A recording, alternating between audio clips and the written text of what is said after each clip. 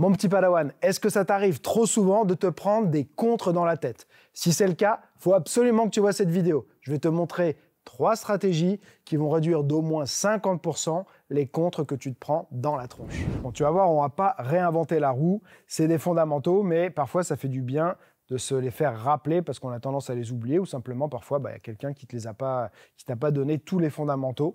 Donc première stratégie, souvent ce que je vois moi dans les élèves qui ont tendance à se faire beaucoup contrer, c'est qu'ils apprennent pas à boxer long. C'est-à-dire qu'à chaque fois qu'ils boxent, dès qu'ils attaquent, ils se retrouvent la tête très proche de l'autre et donc distance réduite, temps de réaction réduit et on va se prendre des coups dans la tête, okay? Ou du moins on va se faire stopper souvent dans son élan, pas pouvoir développer ses enchaînements. Donc la première chose à faire, ça se fait très bien sur un sac, ça peut se faire avec partenaire aussi, mais c'est d'apprendre à boxer long. D'accord? Donc avec la tête qui reste loin, même sur les crochets, je vois beaucoup de gens qui veulent tout le temps faire des crochets très courts, très serrés comme ça. Non, il y a des moments où on va lancer un crochet de loin, ok, et essayer de garder sa tête vraiment éloignée le plus possible. Donc ça, c'est une habitude à prendre. Là, au moment où je tourne cette vidéo, quelques jours avant, il y a eu la revanche Beterbiev-Bivol, et Dimitri Bivol, c'est un parfait exemple d'un boxeur qui sait boxer bien long.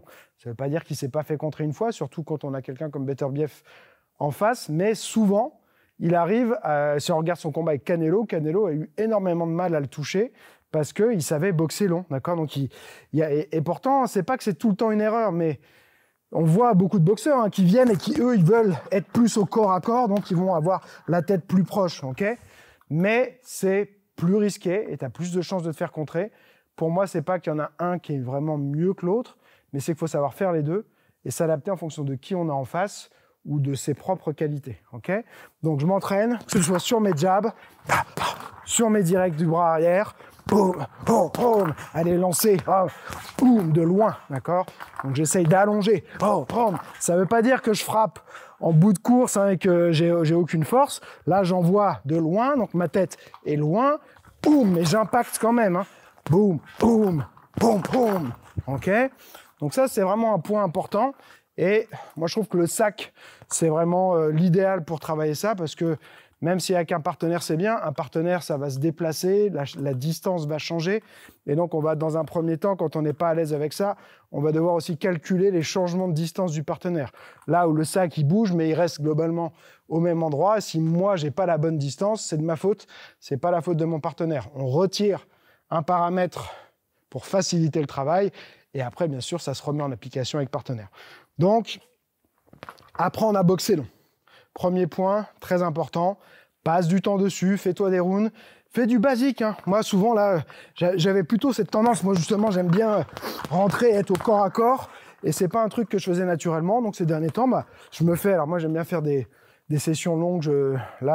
Ces derniers temps, je me fais 2 fois 30 minutes, un round de 30 minutes au sac, où je travaille tranquille, mais je m'entraîne à travailler de loin, et garder ma tête loin, d'accord? Donc, drill-le, fais-en un max pour que ça s'inscrive dans ton corps et que ça devienne quelque chose de naturel. Te casse pas trop la tête à avoir une garde comme ça hyper levée et tout. Ça marche mieux aussi quand on est relâché. Donc, la garde, tu vois, plutôt au niveau du menton, les bras relâchés, tu allonges. Ok? Regarde aussi les vidéos d'entraînement de Bivol, tu verras comment il travaille au sac. Moi qui adore le sac, ça m'a fait plaisir aussi de voir que c'était une part importante de sa préparation pour le combat, de faire du sac. Il fait des sprints au sac, et même quand il a fait du sparring, on voit après le sparring, il va retravailler au sac. Des fois, il travaille sans ses gants de boxe, juste avec des bandes et tout ça. Mais voilà, son travail au sac, je le trouve vraiment magnifique à Bivol.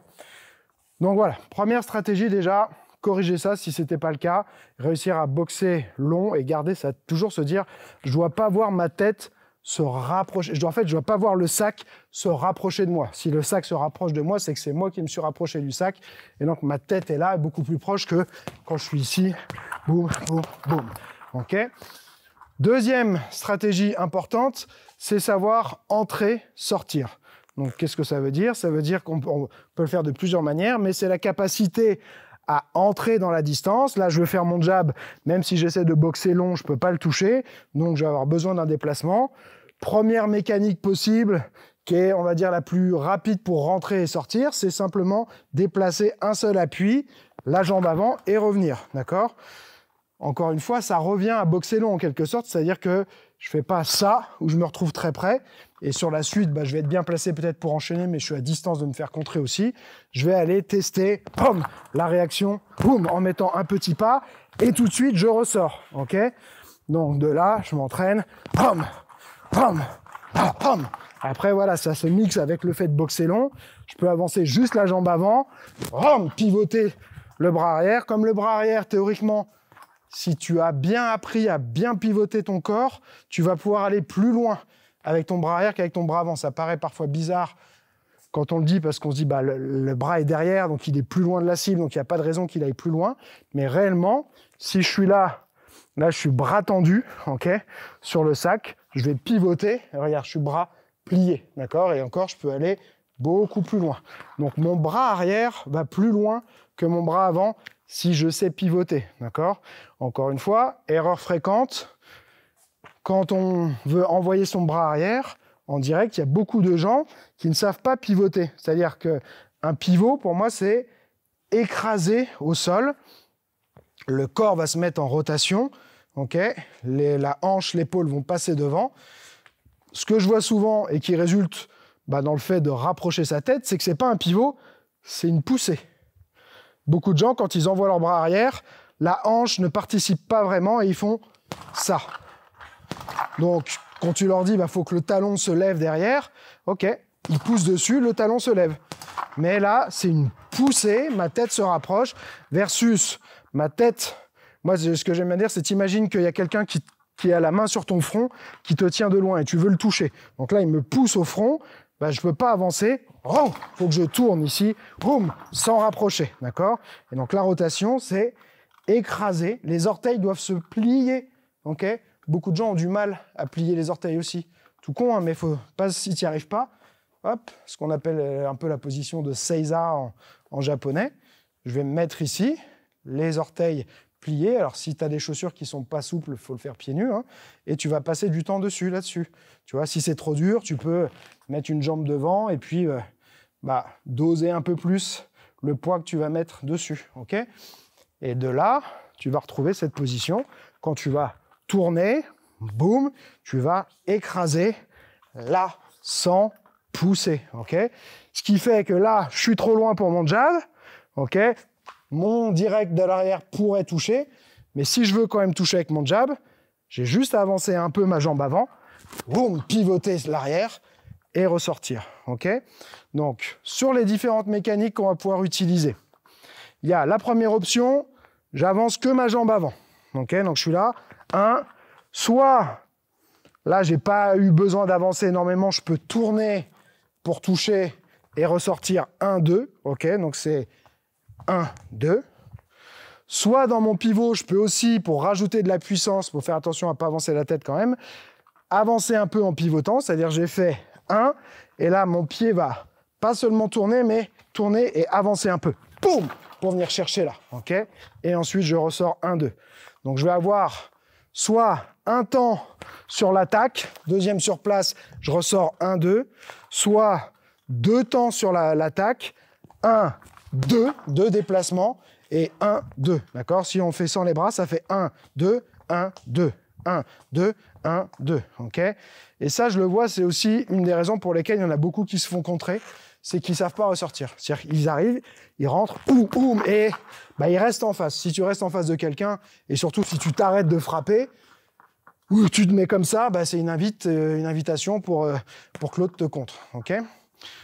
Autre mécanique possible, ça va être de se déplacer avec les 2 appuis en même temps.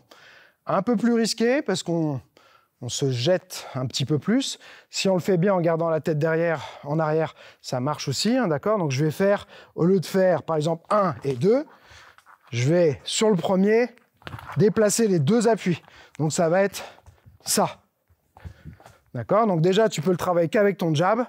Boum, et ressortir. Boum, hop. Boum, hop. Donc 2 appuis. Tout à l'heure, on faisait un appui. Maintenant, boum, 2 appuis. À moi de bien gérer la distance et de ne pas faire ça.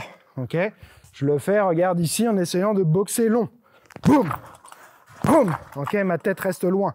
Si tu veux envoyer ton cross, le deuxième se fera en pivot, mais cette fois sur place. Là où tout à l'heure, je pouvais faire 1 et avancer 2, là, sur celui-ci, je vais faire 1 et 2 sur place et ressortir avec les 2 encore une fois. Donc, tu vas voir, c'est pas évident au départ de savoir faire les 2. Ok, donc là, boum, boum, hop, et on ressort. Boum, boum, et on ressort. Ok, entrée, sortie. D'accord? Donc ça, c'est pareil, il faut de la pratique.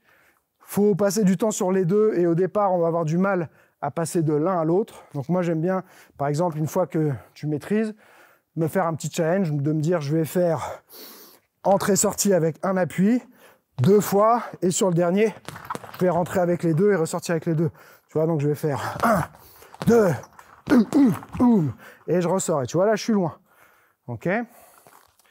Dans la partie sortie, il y a autre chose qui est important, qui va rendre la tâche beaucoup plus difficile à ton adversaire pour te contrer, c'est de, une fois qu'on est sorti, tourner, okay, partir sur les côtés. Parce que si tu ressors, boum, et que tu attends là, l'autre, il va pouvoir faire plus ou moins la même chose et appliquer les mêmes conseils que je viens de te donner et essayer de casser la distance, te rentrer dedans. Tu es ressorti, mais tu es quand même un peu loin. Alors bien sûr, tu peux l'arrêter, tu peux te redéplacer à ce moment-là. Normalement, la gestion de la distance, c'est quelque chose qui se fait en permanence. On ajuste sa distance. Mais si tu veux, toi, ne pas poursuivre cette action, tu as touché, ça te suffit, tu veux ressortir.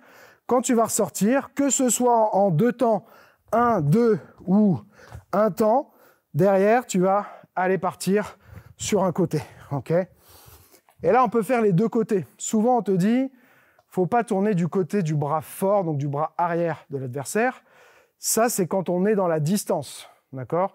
Et quand on va vers le bras. C'est-à-dire que si moi, je suis là, je suis en droitier, j'ai un droitier en face de moi, donc son bras fort va être de ce côté-là, son crochet fort va être là. Si, après avoir attaqué de là, je m'en vais directement par là, oui, j'ai une chance de m'empaler dans un gros crochet, d'accord? Je peux prévoir une rotative aussi, ça se fait, mais je prends quand même un peu de risque. Maintenant, je suis là, il peut m'envoyer un crochet, je sors de la distance, d'accord? Parfois, tu peux même le faire 2 fois, reculer 2 fois, et ensuite, tu peux tourner, ok?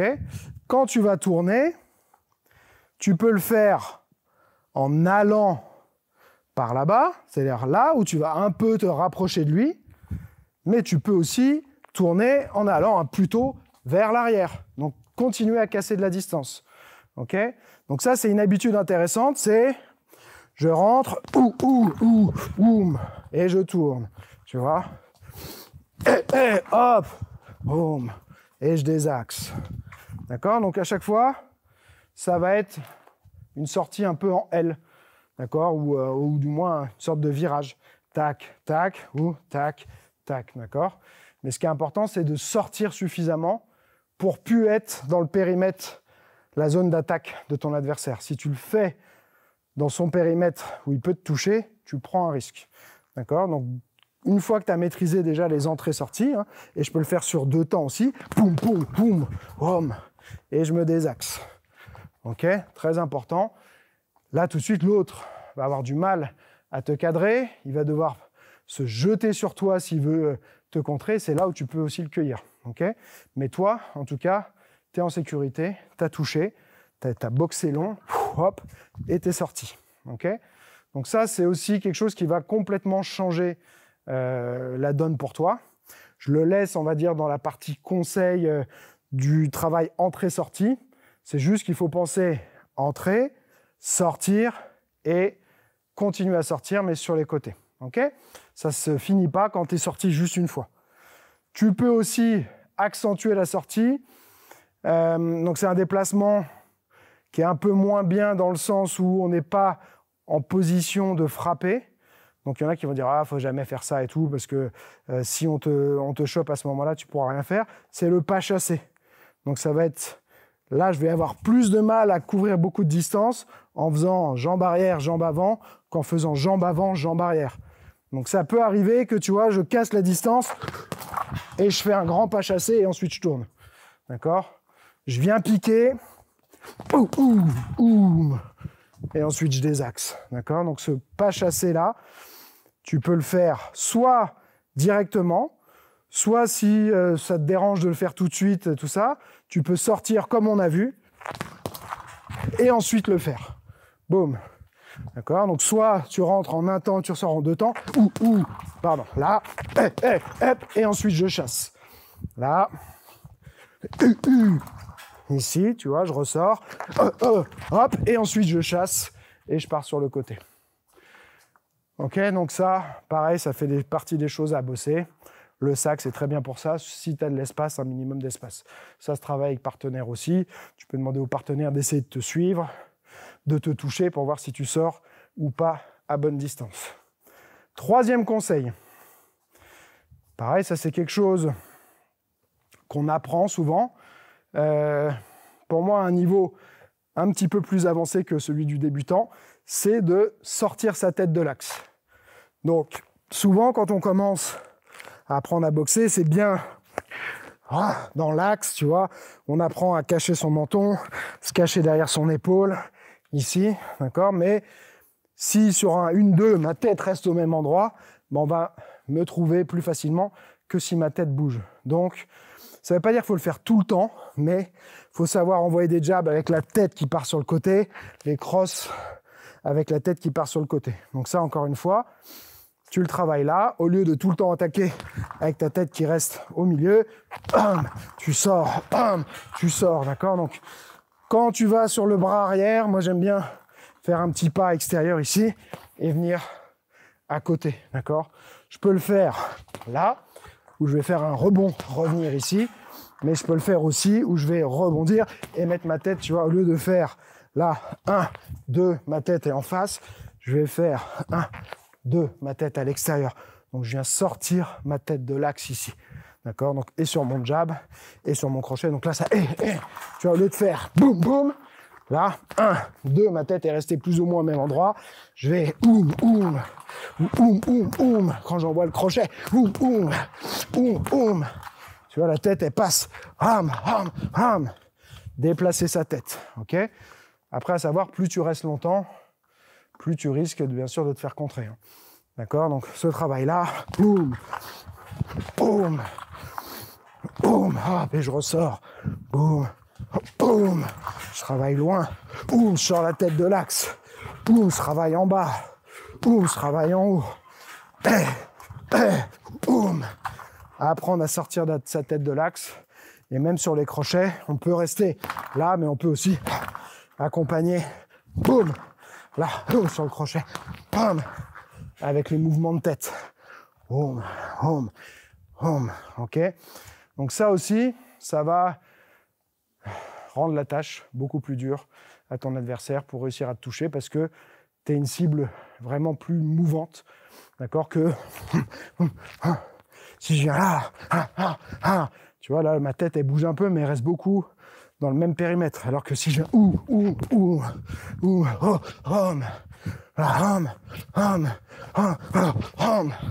tu sors ta tête de l'axe, tu la déplaces, et donc c'est une cible mouvante qui est beaucoup, beaucoup plus dure à trouver. Donc voilà, tu vois, les conseils sont pas compliqués, c'est pas des trucs révolutionnaires, mais c'est ce qui fonctionne, d'accord? Faut souvent revenir aux fondamentaux pour corriger ses erreurs et pas aller chercher dans les trucs exotiques, complètement farfelus. Souvent, on pense que plus, c'est toujours mieux, mais non, des fois, il faut faire moins, il faut revenir à du basique, du très simple.